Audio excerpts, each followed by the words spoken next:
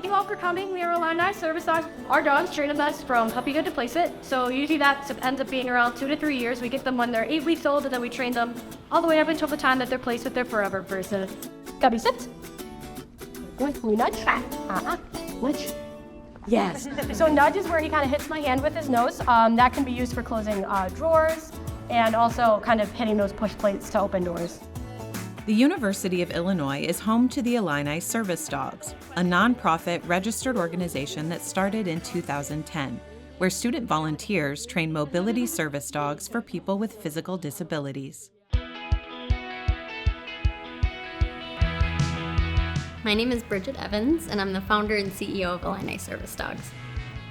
I was inspired to start the Illini Service Dogs in college, but the seed was planted earlier. When I was 11 years old, we got a black lab, and I trained him myself as my first mobility service dog. And I wanted other people to have the same bond and support that I had with my first service dog, Cole. After beginning her undergrad and seeing others' enthusiasm towards Cole, Bridget realized she could share her knowledge with others eager to make a difference.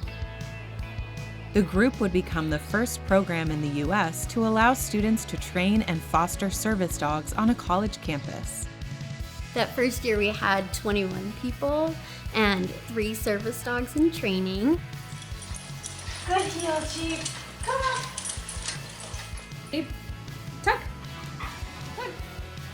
Yeah. A mobility service dog is trained to help people with physical disabilities. So do things like pick up dropped objects, open doors, turn on and off lights, many skills that are needed to assist somebody with a physical disability in their day-to-day life.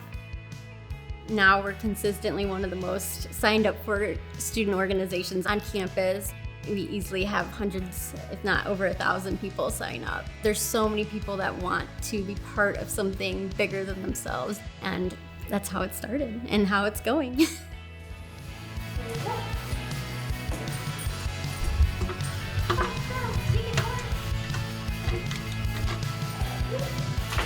Good girl. Year after year, Illini Service Dogs continue to pass down training techniques and build upon Bridget's original foundation.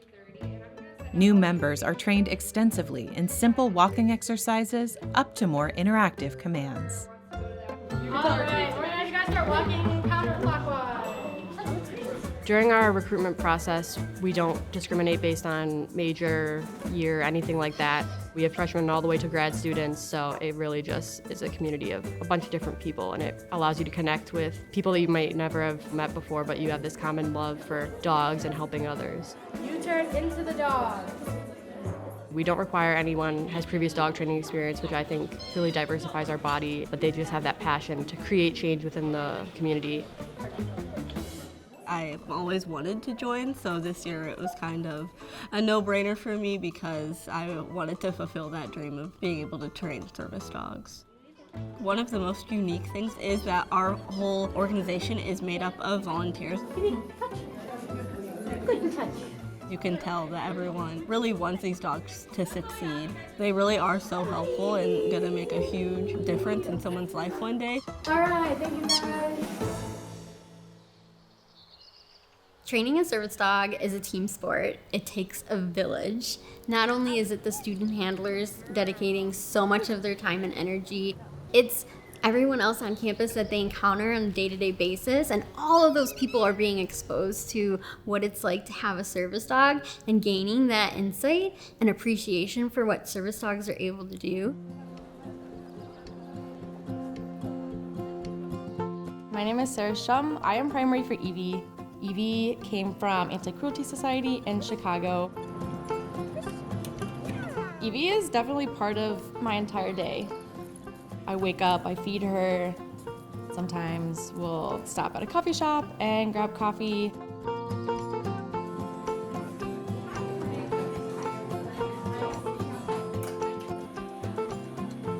And then we'll head to class. We definitely try and incorporate all of her commands into like day-to-day life. So we're going up to a building and there's like a touch plate or a push plate. We'll practice her commands doing touch and push.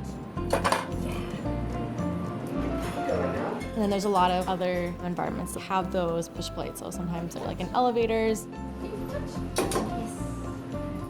We have a lot of body positions that the dogs will be able to perform. For example, under would be the dog going under a table and laying down. So that's really important for public outings like restaurants or classrooms. It's really good experience for her to get into that routine of having a full day with somebody. As a primary, you're always in the RSO. Hubby lives with me, so pretty much anytime he's not on a session, I am taking care of him.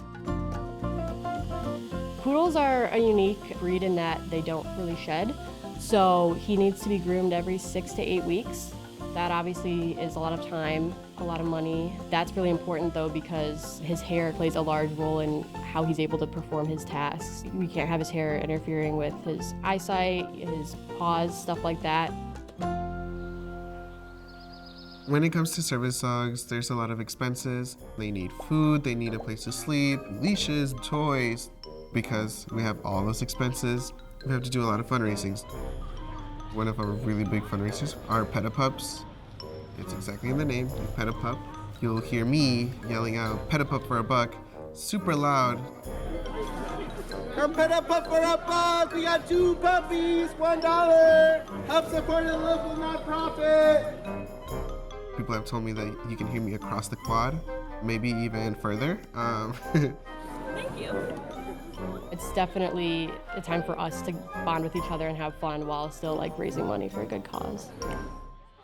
Mobility service dogs can cost upwards of $50,000 with lengthy waiting lists.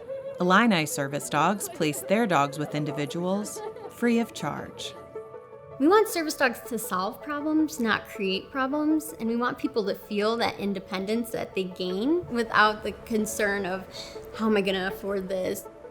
So Ike is my first ever service dog. He got trained by Illini service dogs. Some of the things that Ike is trained to do is help me with like pushing doors, push buttons. He's able to push elevator buttons for me as well. Ike also learned the command of being able to nudge my hand up. I can't. Oh boy. He is just like an amazing person that adds so much more independence. Just having him by my side makes me feel a lot more confident, makes me feel safer as well. It's life-changing. These service dogs are not placed on first come, first served basis. They're actually placed on a need basis. Dogs are matched to a person based on skills the dog is excelling at and what tasks are needed by that individual. They are placed across the country, from California to New York, changing lives 4 paws at a time. Once dogs complete their time in the program, they're honored with their own graduation ceremony. It's just a time to celebrate the dog and what they've accomplished, and it's a really emotional time growing with the dog and seeing their progress along with how you're progressing as a trainer is just really something special, and the bonds that you create with these dogs, you're never gonna forget this experience that you had. It's so unique.